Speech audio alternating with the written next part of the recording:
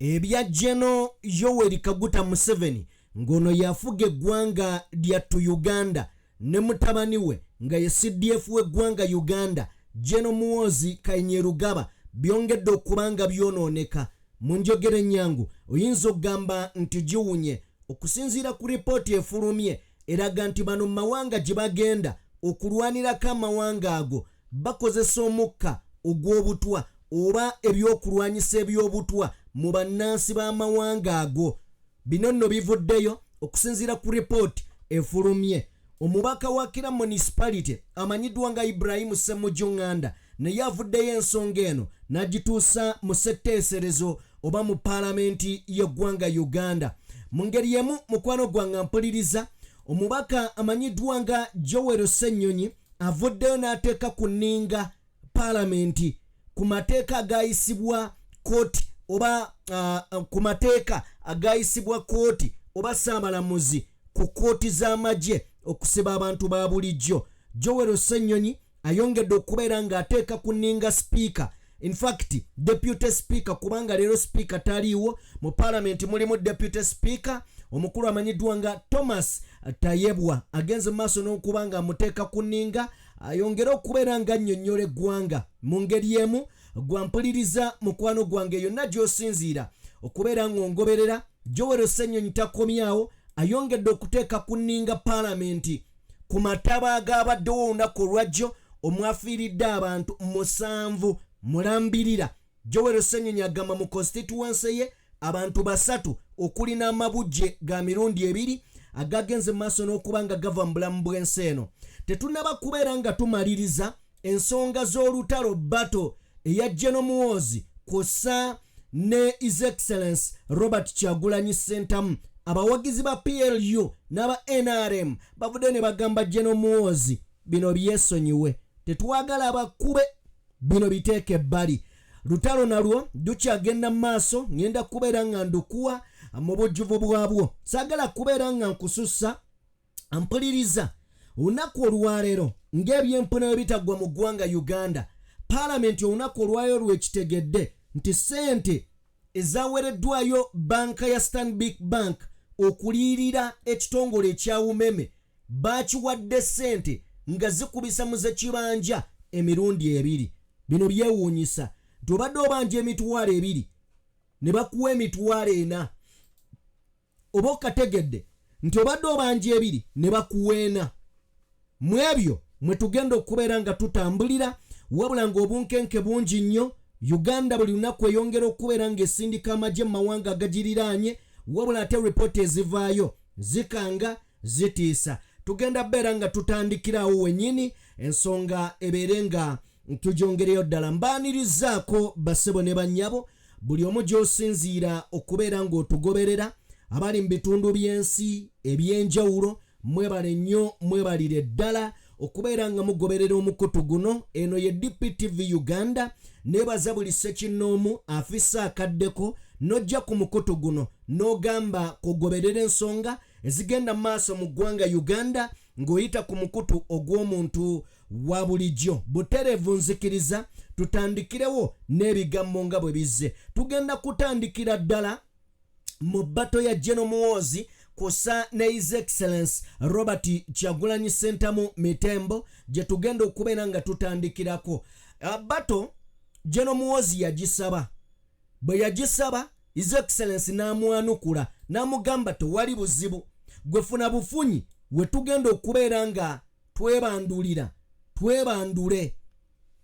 Oluvannyuma lw'okubeera nga yakkiriza, General Muhoozi ate n'adduka ku X kwegamba bye yatandika byamuzitowako n'agamba ntayi oli omusajja mulabye ng'akuba eŋŋuumi ze yagendako ne mbikonde.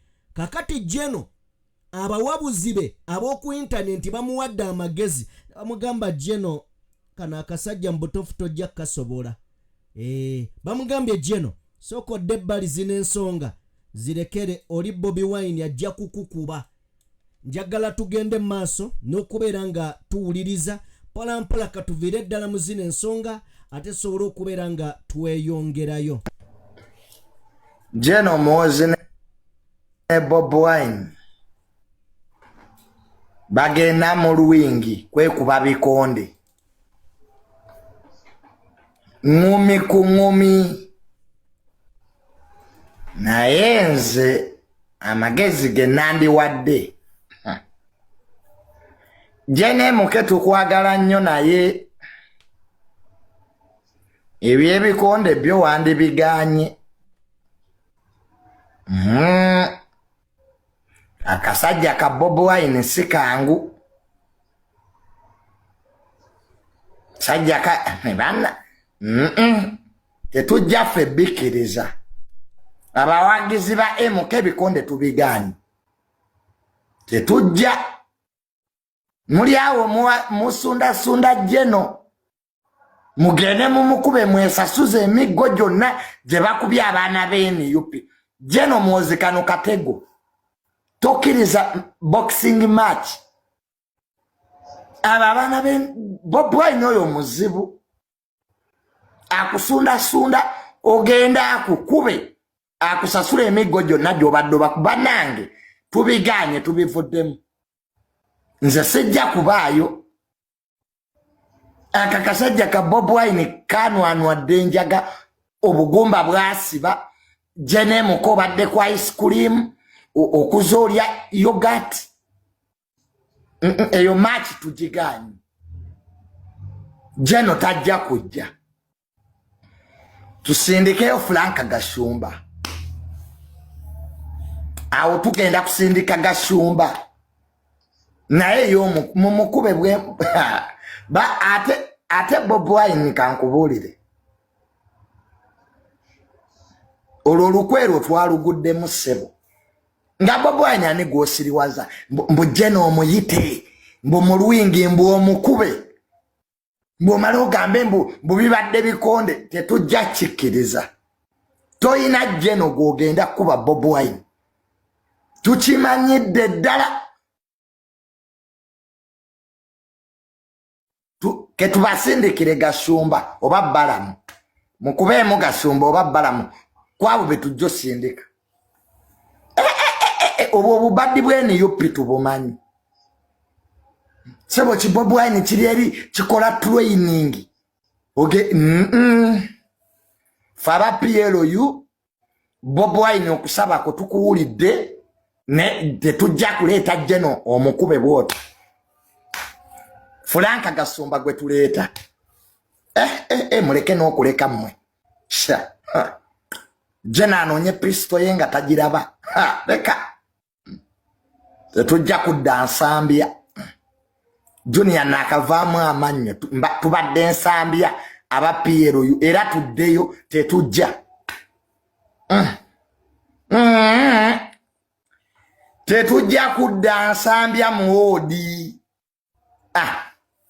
amanya agavuddemu agange gamala oyo Bobi Wine musajja muzibu nnyo mu bikonde ngo olwo lukwe Jenemuke wamato bikkiriza that is a plan NUP jeina bakube bakwesasuza emiggo gyonna okay oyo ye Junior muwagizi wa Muhoozi naye nga muli batitiizi omusajja tayina mundu bali bajeno wamagye bwabanga ddala abadde ebitiibwa tebamuwa biwe nkakasa nga basobola okuyimirira amuyimiriremu jena ayimirire mu civilian guseke tufune ebyokwogera ate lwaki tulabe jeno MK bwakyusa ekyo kale abawagizi ba jeno ebintu bino mubitaddemu feeling kyemuwagira temukyekakasa kati wulira ate ono aga tekijja kukola jeno nkwagala nnyo naye tekijja kukola kakati jeno ani anaakuwagira nga n'abalebezi b'emimwa ku intaneti nabo bennyini tebakkiriza nti oyina ky'osobola okukola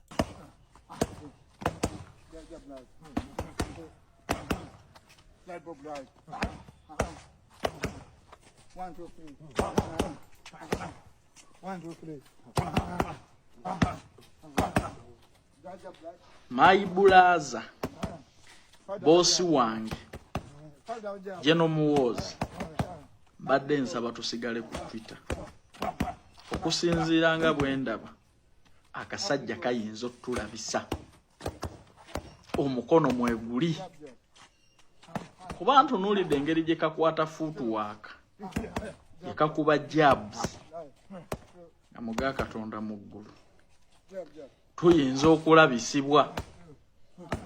Mbadde nsaba busabi nkukkiririzaamu gwe pulezidenti addako naye akasajja kayinza okukuba apakaati tusigale ku Twitter.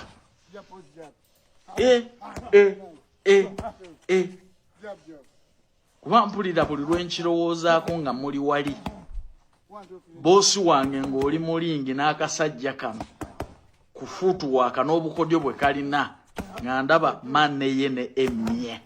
Abawagizi nga muli bakibogwe mutuleke ffe tunyumirwe maachi ate tujagala ku neutral ground ate tujagala mu Uganda ebyaddala bwe kiba kisoboka bagitwale bweru w'eggwanga bafuneyo eggwanga nga si Rwanda ono alabika yafugayo si Sudan alabika era yafugayo bagifulumye bagitwaleko nge Kenya oba kale bagitwaleko Ebongereza bano batyayo bafune bagiteeka nga jeno tajja kusobya mukono afune mundu guseke tufune kumukisa CDF yakulira amaje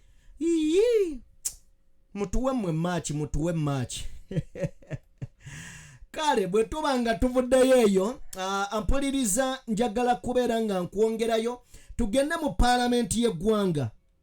mu Parliamentary y'eggwanga Uganda.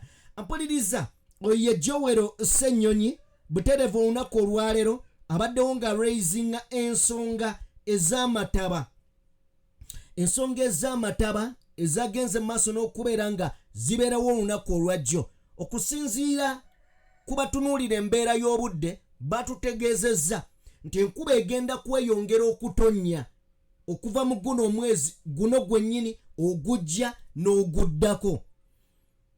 Kale nno eyatonnya olunaku olwajjo abantu 7 be bakakasiddwa nti bafiiriddemu. Mu bano mwabaddemu n'abaana abato. Leader of Opposition Joel Ssenyonyi twagala kwebaza olw'ensonga nti okwatira ddala ku nsonga z'omuntu wa bulijjo oli eyeetaaga okwogerera.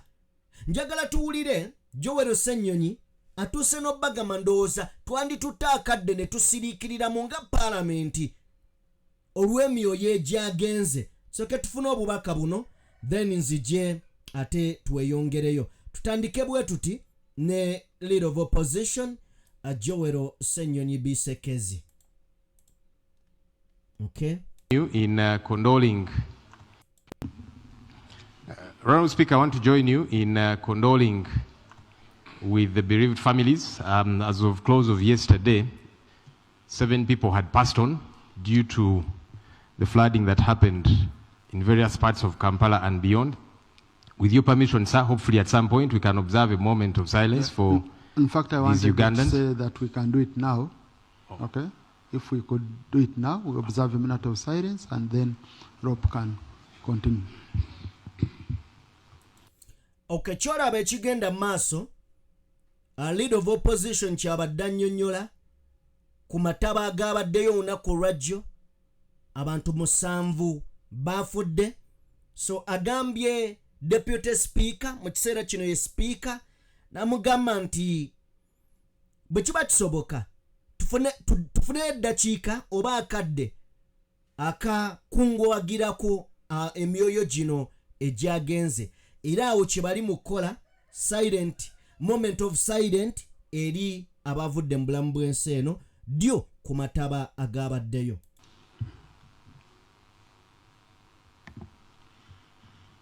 May the souls of the departed rest in eternal peace.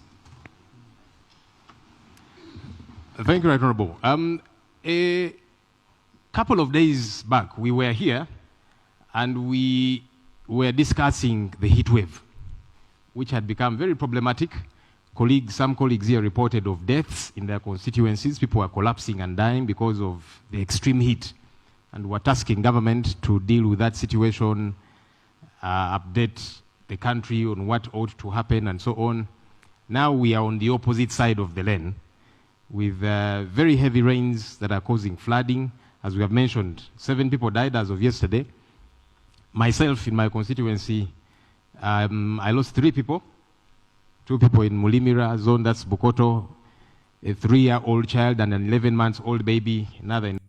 So Hon.Ssemuju owekitiibwa ayongerayo agamba Parliament ng'ababaka abalala bwe bazze wano ne bagenda mu maaso n'okubeera nga boogera ku bantu baabwe abaafiiridde mu mataba gano, n'ategeeza nti nange mu constituency yange abantu 3 baafudde, omwana ow'emyezi 7 ow'emyezi 11 ndowooza n'emyezi 7. So akyayongerayo Banda and of course different parts of Kampala. I want to implore government, to reach out to the affected families, the bereaved families. There are several that are now displaced. We are trying to find shelter for them in churches, in mosques and so on, and take care of them from there. We are hoping that government comes in because many are not able to stay in their homes currently. They are still flooded. Others, were affected heavily. I hope that the Ministry of Disaster Preparedness, in conjunction with the Ministry of Kampala, Capital City Authority, will come in to intervene as quickly as they possibly can. Owekitiibwa Hon.Ssemuju ategeeza nti asaba abantu bano abatakyalina we babeera leero ng'abamu bafuniddwa ebifo we badda nga church okubabudamya, nti minisita ya disaster ey'ebibamba oba ebigwa tebiraze eyingirewo bunnambiro mu nteekateeka eno esobole okulaba ng'abantu bano bafuna we babeera, ne gavumenti eveeyo erabe ng'esobola okubeera ng'abantu bano ekola ki, ebatwala oba ebafaako mu ngeri y'okubeera nga ebalabirira oba nga ebalirira ebintu byabwe ebyayonoonese olw'obulagajjavu bwayo, kubanga buno buvunaanyizibwa bwa gavumenti okakasa nti ekoze emyala, okakasa nti n'abantu we babeera, ne bw'oba ogenda kuzimba nalabye omukyala family ekikomera eky'omugagga kyakubye ennyumba yaabwe, naye ng'omugagga yazimba ekikomera kiteera ddala ku mwala, kati amazzi bwe ganyinyintidde ekikomera ne kiremererwa ne kiyiikayo ne kikuba ennyumba eno, kirungi nti tewali yafudde n'ennyumba yasaanyewo. So buno obuvunaanyizibwa bwa gavumenti gye baawa okubeera nga eyeewa okubeera ng'eteekateeka, ne bw'oba wakuzimba nti zimba wano, zimba bwoti, mu nzimba bweti.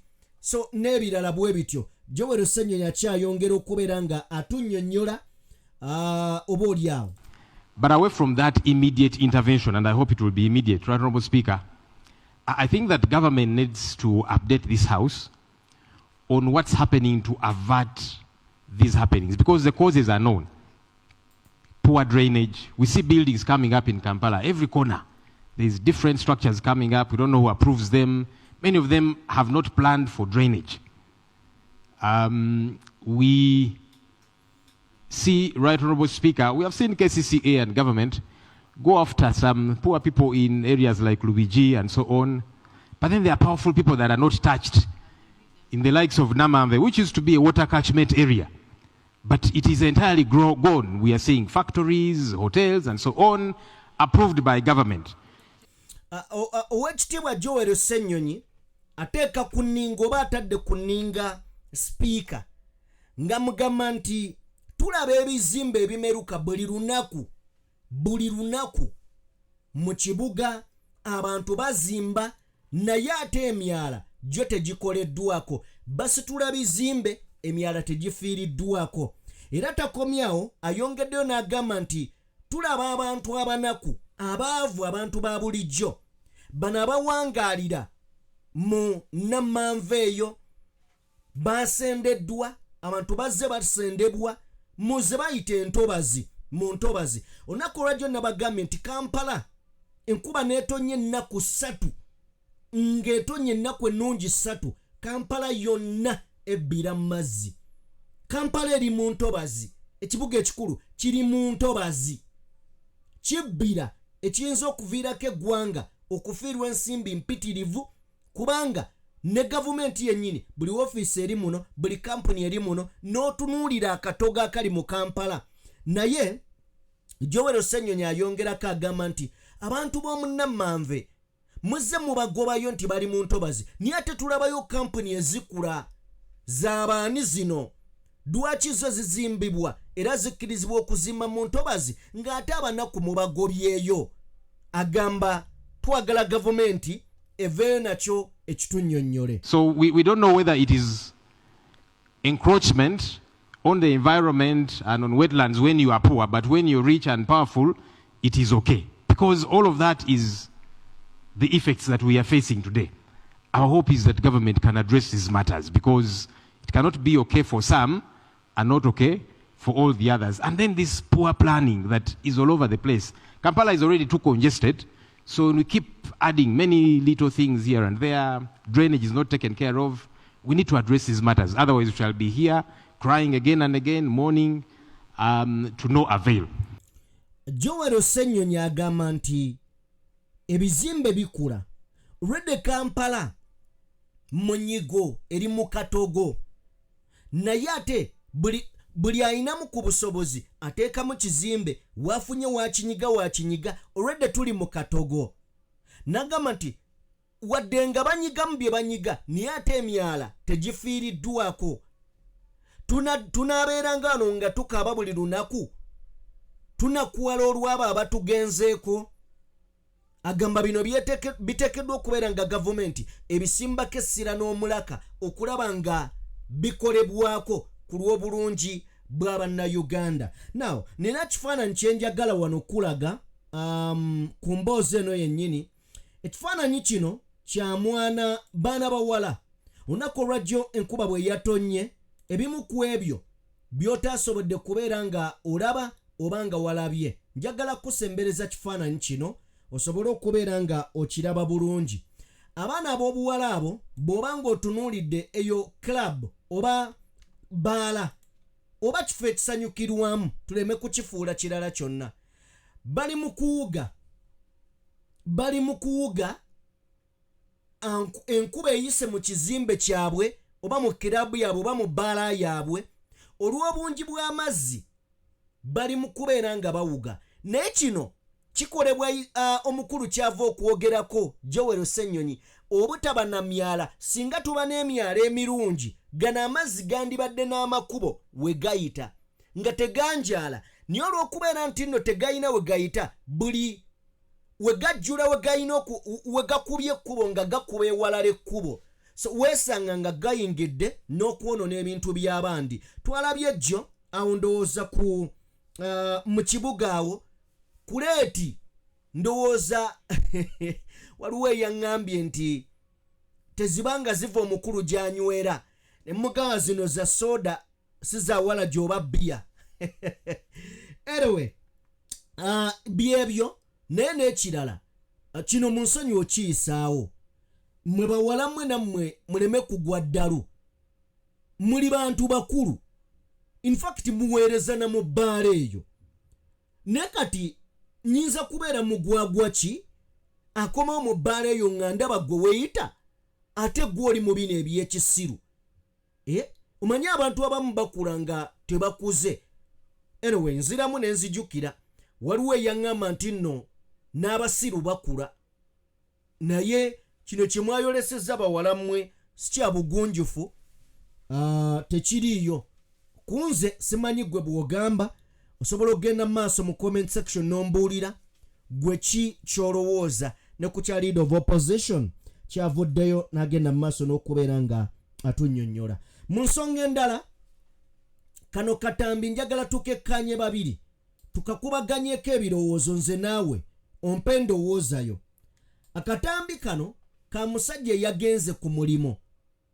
Yagenze ku mulimo ng'atamidde njagala mukuwa wano yagenze ku mulimo ng'atamidde musajja mukulu gwolaba ku screen awo yagenze ku mulimo nga kituufu atamidde naye ebyamukoleddwako njagala tubikubaganyeko ebirowoozo ffenna nze naawe ali eyo ombuulire mukama we kye yakoze kituufu wadde ono yazze atamidde ne mukama we kye yakoze kituufu soke tuwulirize ebigambo bino nja kwetaaga amagezi gammwe ku kino ekintu soke tukiwulirize then otegeere gye kiva ne gye kigenda.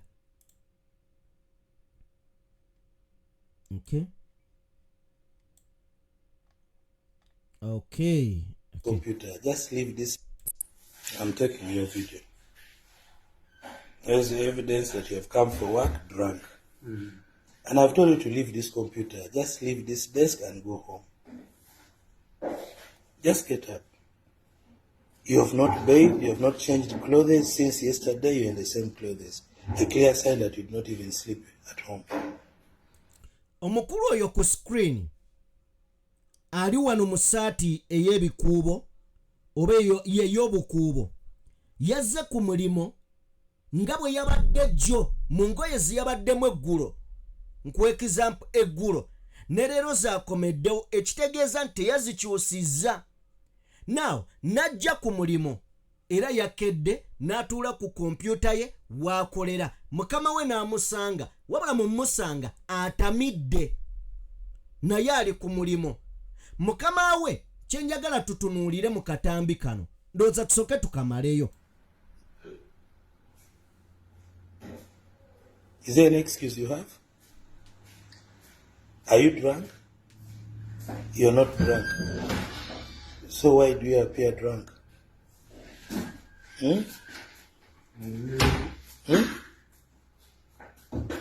So this is how you come for work? Very early. This is how you come for work?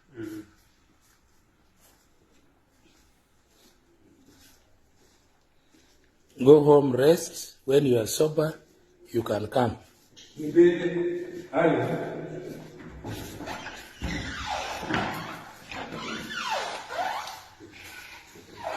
But Bernard, this is not the life we expect of you. Let's go. Just get out. Get out. You are too drunk to work. How can you come to office like this?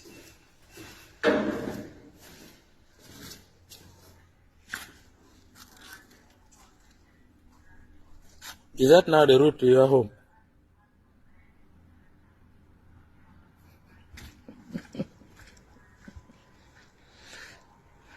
RM, you can see this is what I'm going through. This man has just reported for work this morning and he's totally drunk. I've asked him to leave the office and go back home. He appears he did not even sleep at his home.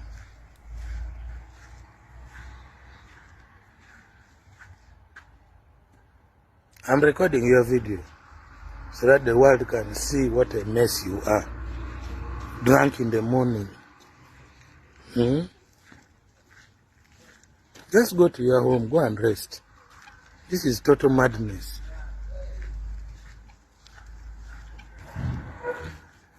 Don't even go to the kitchen, you're going to disturb those people.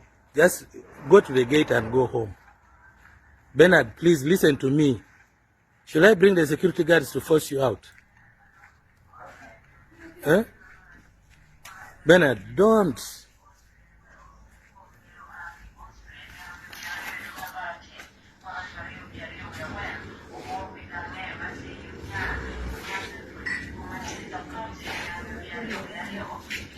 Alright, ndowooza ne bwe tukoma awo akatambi ako nkaleese dwa nsonga saagala kuwagira mukulu oyo oba ye Bernard kye yakoze okujja ku mulimo ng'atamidde ekyo si kirungi naye njagala nga bw'otunuulira otunuulire ne boosi we ekikolwa kye yakoze okussa omukozi we ku kamera n'afuna n'obudde obutambula ng'amugoberera yonna gy'agenda ng'amulikodinga n'amugamba kankuse ku kamera so that ensi yonna eraba ekizibu kyempitamu.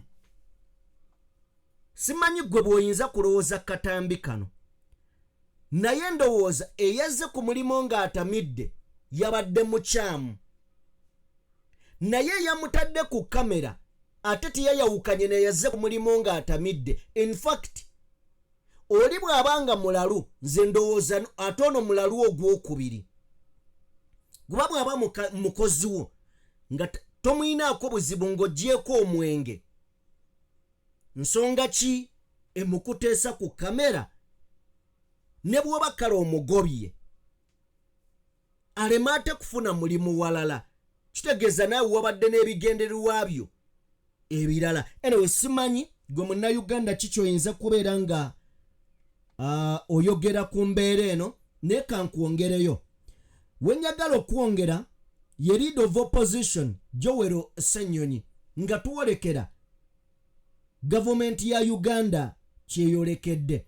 Leader of opposition fenna tumanyi, yes fenna tukimanyi nti kooti enkulu yasala omusango guno era neeragira nti abasibe ba civilian tebasaanidde era tebagwanidde kubeera nga basibibwa oba bavunaanibwa mu court martial mu kooti ey'amagye.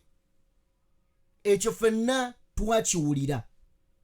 Leader of opposition abuuza speaker kiki kati ekigenda mu maaso, kiki ekigenda mu maaso, kubanga bukyanga kooti enkulu ne Ssaabalamuzi kwegamba balagira abasibe ba civilian reporti zaabwe oba ebibakwatako okugibwa mu court martial bitwalibwe mu civil court zino ezaffe eza bulijjo. Tebikolebwanga.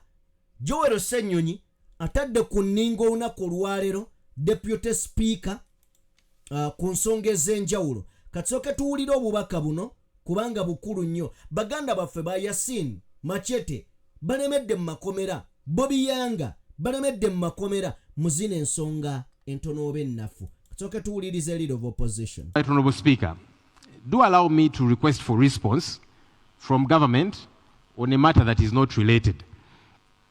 Honorable Speaker, on the 31st of January this year, the Supreme Court issued a ruling that civilians have got no place under our military courts, the country's military courts.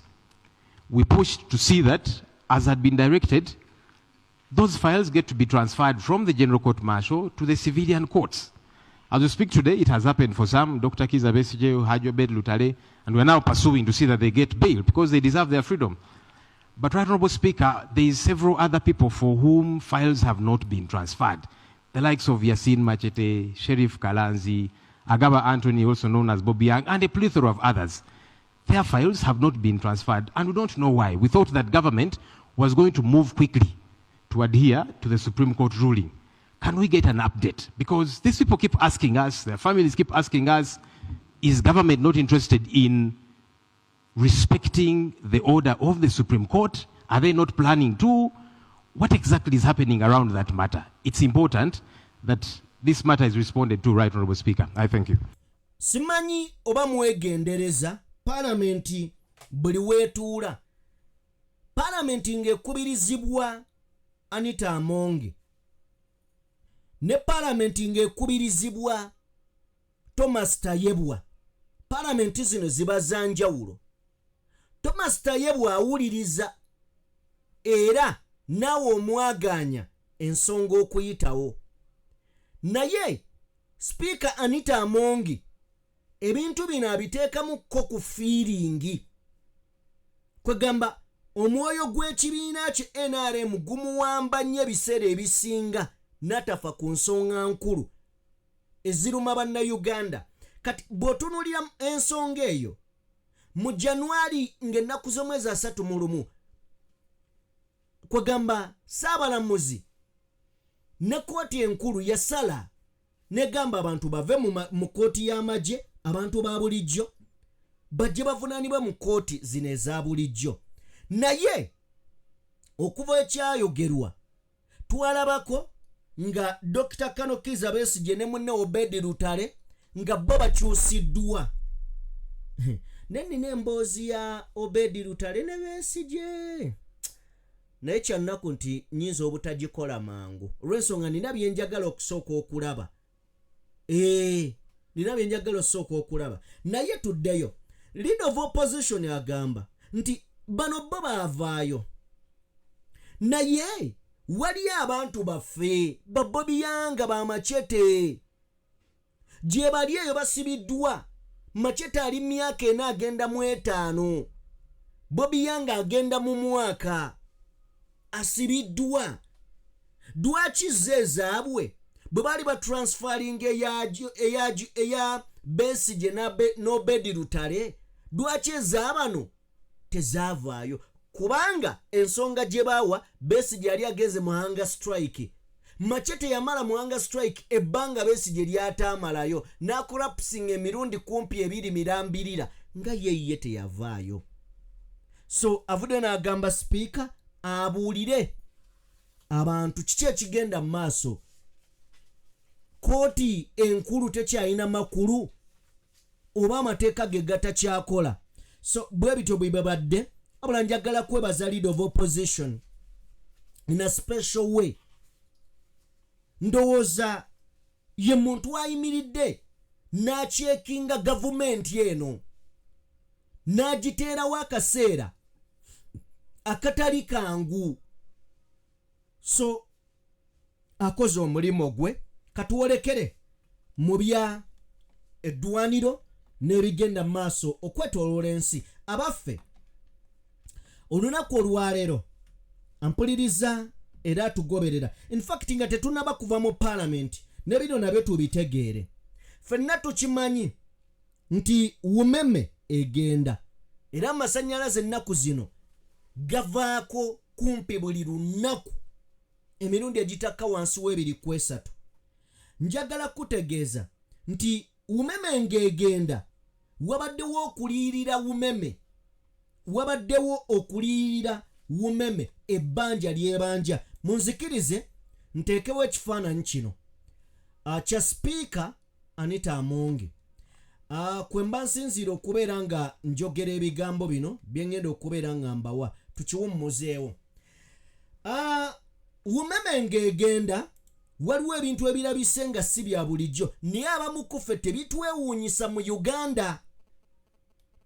Parliament ekitegedde lwaleero, Parliament ekitegedde lwaleero nti obuwumbi bwa siringi za Uganda obusoba mu 7 bw'oba ng'obaze, in fact ziri obuwumbi 7 700.218 billion bwe bwaweereddwayo banka ya Stanbic Bank eri ekitongole kya umeme bwe kyasaba okubeera nga kiriyirirwa bakiriyirire ensimbi mbwe ziri mu 7 n'omusobyo. Era Stanbic Bank sente ezo yaziwaddeyo. Gavumenti ye yeewoze mu Stanbic Bank esasule ekitongole ekya umeme ekimaze kumpi emyaka 20 nga kiweereza bannayuganda wakati mu bugobi. Kigamba kibanja gavumenti ya Uganda obuwumbi obusoba mu 7. Era gavumenti neekwata ekkubo nezeewola mu Stanbic Bank. Kakati wulire ebivuddeyo. Leero Parliament dwetegedde nti sente umeme ze yali ebanja ze baagiwadde zisingira ddala mu sente mu bbanja umeme lyebadde ebanja. Bagiwadde obuwumbi obusoba mu 7 kyokka nga amazima amatuufu gali nti ebadde ebanja obuwumbi 432 n'obulalalala obugwamu mu obukadde 677.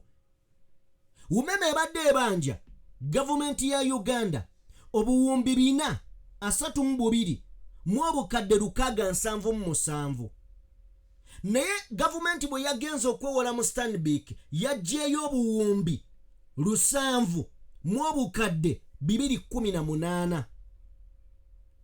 Ekitegeeza nti gavumenti bwe yabadde yeewoze ng'eyongeddemu obuwumbi 267 mu obukadde 514, naye nga bagamba zigenda kusasula umeme. Nkuddiramu atakitegedde, umeme ebanja obuwumbi 432 mu obukadde 677, naye bwe baali bagenda okwewola mu Stanbic bagamba nti umeme ebabanja obuwumbi 7 mu obukadde 218. Ekitegeeza nti mu nsimbi umeme zeyali ebanja gavumenti ya Uganda, yo bwe yagenza okwewola yeeyongereddemu obuwumbi obuwerera ddala 261 mu obukadde 514. Eno ye Uganda. Oba okategedde bino bitegeerekese bitya? Ekyama kino kibikuliddwa Speaker wa Parliament Anita Amongi bw'abadde afuna alipoota ekwata ku kampuni eno okuva ewa Ssaababalirizi w'ebitabo bya gavumenti, n'akakasa nti Parliament yakkiriza okwewola ssente zino singa zibeera nga zentuufu ezibaliriddwa ne zikozesebwa abakungu okuweebwa ne zikakasibwa abakungu okuweebwa umeme. Kakati bazikutte batya? Nti Parliament bwe bajjo gitegeeza ku bbanja umeme lyerina eri gavumenti, ababaka bagamba nti basooke babalirire ssente singa kisangibwa nga ddala umeme zebanja bazigiwe. Kyokka ate bwe bamaze okubalirira okusinziira ku Ssaababalirizi wa gavumenti, alipoota efulumye eraga nti umeme tebanja biliyoni 7 mu obukadde 218, ebanja biliyoni 432 mu obukadde 677. Eno ye Uganda. Buli omu tasaasira nti tulina ebbanja nga buli munnayuganda abanjibwa miliyoni 2.3 n'omwana guwazadde eggulo miliyoni 2.3. Naye bino byonna newankubadde babimanyi, abasajja bongera kubba ssente, abasajja bongera kubba musimbi gwa muwi wa musolo. Tuyina enguudo mbi, tuyina amalwaliro mabi, tuyina amasomero mabi, tuyina buli kimu kikyafu, naye obubbi bweyongera mu gavumenti. Ne mwami Museveni ye n'ayimirira n'akugamba ababbi mbamanyi. Ekizibu ky'Abannayuganda mwe mulowooza mbu sibimanyi. Ne n'akugamba ababbi we tunaabakwatako gavumenti eyinza n'okugwira mu lunaku lumu, era abo ababbi bayinza okusuula gavumenti, atya gavumenti kugwa naye ng'amazima gali nti agenda gireka nga yeetaaga emyaka 5 okuddamu okuyimuka. Njagala tuveewo awo, dere bwe tuba nga tuvuddewo, nzikiriza mukwano gwange agoberera omukutu ogw'omuntu wa bulijjo DPTV Uganda, buterevu nkutwale ate wansi oba wakati mu bisenge eby'amakolero ag'ebyokulwanyisa Uganda, weeviira wano ng'egenda buterevu mawanga agerowooza nti ewa buyambi oba ewa bukuumi, naye ng'amazima gali nti batwalayo magombe merere. Omubaka Ibrahim Ssemuju Nganda bw'abadde mu Parliament olunaku olwaleero avuddeyo ne yeemulugunya ku mawulire agali mu kutambula ku mitimbagano n'emikutu gy'amawulire egy'ensi yonna, era nga wano okusinziira ku bivuddeyo batugamba nti Uganda mu South Sudan, Somalia n'ebitundu ebirala okuli ekya Congo, eno bwe bagendayo bakozesa ebyokulwanyisa ebyobulabe ku bannansi b'amawanga ago. Njagala tusooke tuwulirize ebigambo bya Ibrahim Ssemuju Nganda, then nzije nkuwa akatambi akafulumye ku mikutu egy'ensi yonna, then nako tukakubemu ttooki. Awo tubeeko n'ebibuuzo bye tuweebuuza. Eno ye Uganda. Abatufuga baagala kuleka Uganda nga eri mirembe. Nakoledde emboozi olunaku lwabadde lwajjo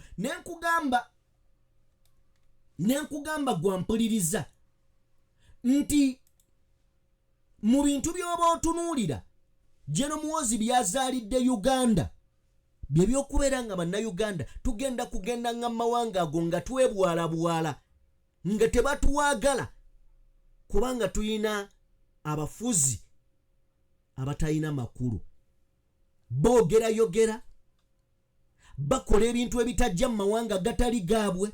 Kati bannansi obusungu bagenda buteeka ku bannayuganda. Emirundi mingi kino nze nkyogera. Tusooke tufune obubaka bwa Ibrahim Ssemuju Nganda, then gye tuba tusimbula ate keep coming through the media, including the most unfortunate one that we lost a colonel who was part of the fighting in DRC. But there are also reports in the international media accusing Uganda of using chemicals in South Sudan. You may have seen the video circulating. The procedural issue I am raising, Mr. Speaker, is when will you facilitate government to brief Parliament and the country on these wars?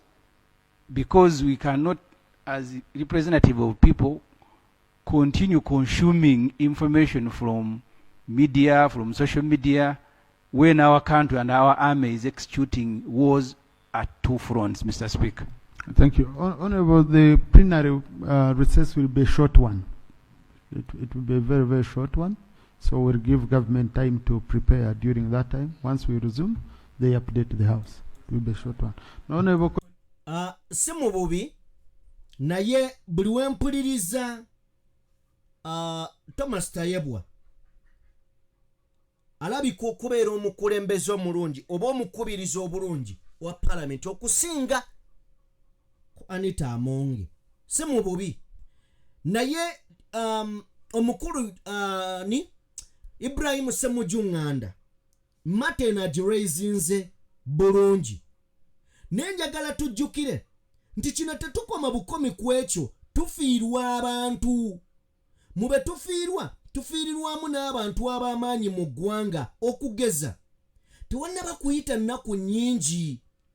Tewannaba kubeera nga wayita ennaku nnyingi we twafiiriddwa Kano David Byaruhanga. Ono nga yakubwa amasasi oba yakubwa amasasi mu Democratic Republic of Congo saidi zeeyo n'aleetebwa n'afiira mu ddwaliro wane waffe e Nakasero. Naye ate tebaatubuulira kituufu. Kigambibwa nti waliwo abalala abaafa. Yo PDF nejja n'etugamba nti baakubye abayeekera baafudde simanya bibiri bameka ne tufiirwayo omusirikale omu. Bino bulimba. Waliwo abasirikale abaafa. Temusobola kugwa mu ambush nga gye muguddemu be babeetegekedde ate mwe ne muba bagezi okusinga ababeetegekedde. Ekyo kikafuuwe. N'ebino byonna nga bigenda mu maaso, kiki kye twagala okutunuulira? Ye story yakoleddwa eno sooke tugiwulirize nga bwe tuginnyonnyola. Story eno ereka ebibuuzo. Lwaki Uganda yandibadde erumba amawanga gano netakoma kugalumba ate neekozesaayo ebyokulwanyisa ebyobulabe? Tugendeyo tuwulirize ensonga zino. The Uganda People's Defense Forces, UPDF, has come into the spotlight for using chemical weapons in airstrikes against the population in Nasir. Wuliriza nti amagye ga Uganda gagenze ku kyoyinza okuyita mu byafaayo nti gakozesa ebyokulwanyisa ebyobutwa mu bannansi. Tweyongereyo. Upper Nile State, South Sudan. World Without War, an international non-governmental organization, has released a statement condemning joint airstrikes by the South Sudan People's Defense Forces and their Ugandan counterparts in Nasir. According to the statement, images and witness accounts suggest that ethyl acetate, a flammable industrial chemical, was deployed in the densely populated region. Mr. Edward H. Carpenter, the director of World Without War and a former UN peacekeeper in South Sudan, reiterated his concerns about the use of chemical warfare. I am deeply concerned by the Wulira. UN mu kufulumya ripooti yavuddeyo n'eraga nti Uganda mu kyeyita okuuma emirembe mu Nasiri ate ekozesaayo weapon oba ebyokulwanyisa ebyobutwa mu bannansi abatali baggwanga lyayo.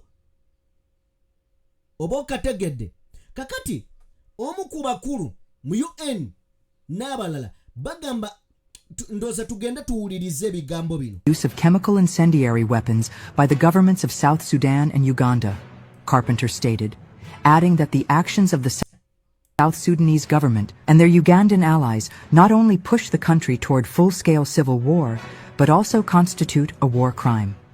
The chief of the Uganda People's Defense Forces wuliriza bakugamba nti kino ekikolebwa gavumenti ya Uganda n'eya South Sudan kino kimenya amateeka, sina mateeka gokka, wabula kino kyebakola kyebagenda maaso n'okubeera nga bakola kitondawo olutalo mu mawanga n'okusaanyizibwawo kw'abantu. Era bino ne babyesigamya ku bigambo bye nabagamba ndowooza ennaku 2 emabega Jeno Muhoozi bwe yavaayo n'akola tweet eno, ebigambo bino n'emikutu gino gyabikutte. Kyova olaba mbagamba Jeno Muhoozi buli waayogera tuleme bitwala just for granted oba slightly. Ebigambo byawandika ku X ye abitegeeza either aba amaze bikola oba nga bagenda bikola oba nga bajja kubikola. General Muhoozi Kainerugaba recently stated that the Uganda Special Forces, an elite unit of the UPDF, had entered South Sudan to protect the capital, Juba. Days later, regular infantry and mechanized units of the UPDF also entered South Sudan to support the special forces in what was termed the protection of the capital, Juba. Later, however, the chief of the Ugandan forces boasted on his Olida basindika amaje kati ekirifa ne kiri bwe kiti basindika amaje agasooka ne bavaayo ate ne bageegaana nti tegaliiyo, ne batakomaawo ne basindikayo n'amalala. Kati amalala baagala Parliament egafacilitating egawe sente ezigamala okugenda. Uganda bino bizze bikolebwa, ebyaddala bizze byo bikolebwa. X, formerly Twitter account, that he had already grown tired of killing ethnic Nuer people in Upper Nile State. He urged the Nuer people to bring their leader before President Salva Kiir, his ally, to kneel and ask for forgiveness. Kakati eyo tweet yonna gibasomera. Naye Jeno Muhoozi agamba nti nkooye okutta bannyo. Era agamba nti nno mugambo omukulembeze wammwe Riek Machar ajja avunname mu maaso ga president oba presidenti waffe Salva Kiir agamba akooye okutta. Abantu bagamba okutta beebo abali ku opposition ya Salva Kiir era abo abakkiririza mu Riek Machar. Naye akulira amagye ge Uganda yali mugamba akooye okutta abantu beeyo. This mass killing of the ethnic Nuer was, however, authorized by the Ugandan parliament, which granted the army chief clearance to deploy troops to ndowooza owulira kino bakyesigamiza ku palamenti ya Uganda okutta banyo bagamba nti kino kyesigamye ku palamenti ya Uganda kubanga yefacilitatinga nti yakkiriza amagye okuyingira eggwanga erya South Sudan. This decision places Uganda on a path toward potential international war crime charges and era bakugamba nti kino ekikolwa kitadde Uganda wakati w'okubeera nga eyolekedde ekimanyiddwa nga ebikolwa eby'obutujju oba emisango egikolebwa mu ntalo egy'obugenderevu wakati mu kukosa amawanga amalala nga mukozinzeyo ekitta abantu. Possible compensation claims from the newer community. On March 17th, Reuters confirmed an airstrike on Nasir. At least 21 people were killed, including the paramount chief. Nga 17 March, Uganda, amagye ga Uganda naga South Sudan eno ewa Salva Kiir gakola obulumbaganyi obwaleka abantu abayitirivu nga bafudde omwali n'oyo omukwabo abakulira amagye. The airport, market, and county commissioners' residents were targeted. World Without War has criticized the UN mission in South Sudan, UNMISS, for failing to protect civilians. Era wano bagamba nti okusinziira ku UN egamba nti bano balemereddwa ekyo kye baasuubiza okubeera nga bakuuma abantu ba bulijjo olw'ensonga nti ebifo ebiri mu kkubwa byebyo ebifo ate ebitateekeddwa na kukwatibwako okuli airport, okuli obutale n'amasinzizo. Why hasn't UNMISS deployed peacekeepers as they're mandated to do? Asked Carpenter, a former UNMISS chief of plans and policy. Though authorized for 17,000 troops, fewer than 14,000 have been deployed. Carpenter urged the deployment of the necessary unified forces, a neutral South Sudanese force, alongside UNMISS peacekeepers to restore local trust. The United Nations must investigate this attack on civilians and demand accountability, he said, calling on South Sudan to ratify Protocol 3 of the Convention on Certain Conventional Weapons. So what do you think about Uganda's use of chemical weapon against the newer people who may be legitimately demanding their rights from the government of South Sudan? Bakubuuza nti kikyoyogera kiki kyolowooza ku gavumenti ya Uganda okozesa ebyokulwanyisa ebyobutwa ku bantu boyinza okugamba nti oba oliawo nabo democratically batuufu and they are demanding their freedom, their right mu bukulembeze. Kibuuzo kiki kyolowooza ku gavumenti ya Uganda okozesa ebyokulwanyisa ebyobutwa ku bannansi abalowooza nti bo batuufu era nga kwegamba mu mateeka be bagwanidde okubeera abakulembeze oba okubeera mu buyinza. Kibuuzo kikulu nnyo ekyo. This escalated in February when rebel fighters loyal to first Vice President Riek Machar overran a key army base. That triggered a brutal crackdown by President Salva Kiir's government. Now Uganda's move to send troops to Juba has sparked outrage. Machar's supporters say it's a clear violation of a UN arms embargo, which is supposed to prevent foreign interference. Riek Machar warns that Kampala's involvement could destroy the 2018 peace deal that ended a brutal civil war that left nearly 400,000 people dead. But Uganda, which has long played a role in South Sudan's politics, insists that the troops are there to stabilize the existing tensions. Critics believe that Uganda is taking sides in what could turn into a dangerous proxy war. The UN warns that South Sudan is at a breaking point, with opposition members being arrested, movement restricted, and clashes spreading.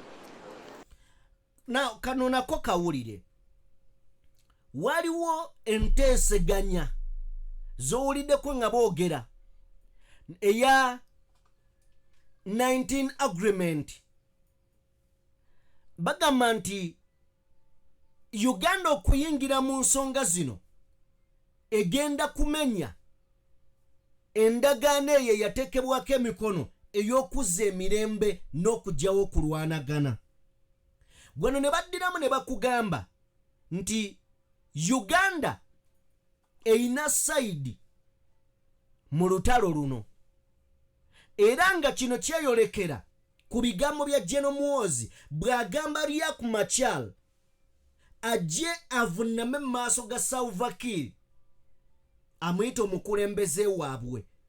Kino kitegeeza nti Uganda eyina sayidi, kati bw'eba eyina sayidi tesobola kulwana kuzza mirembe mu ggwanga erya Sudan kubanga eyina sayidi yo weegwa.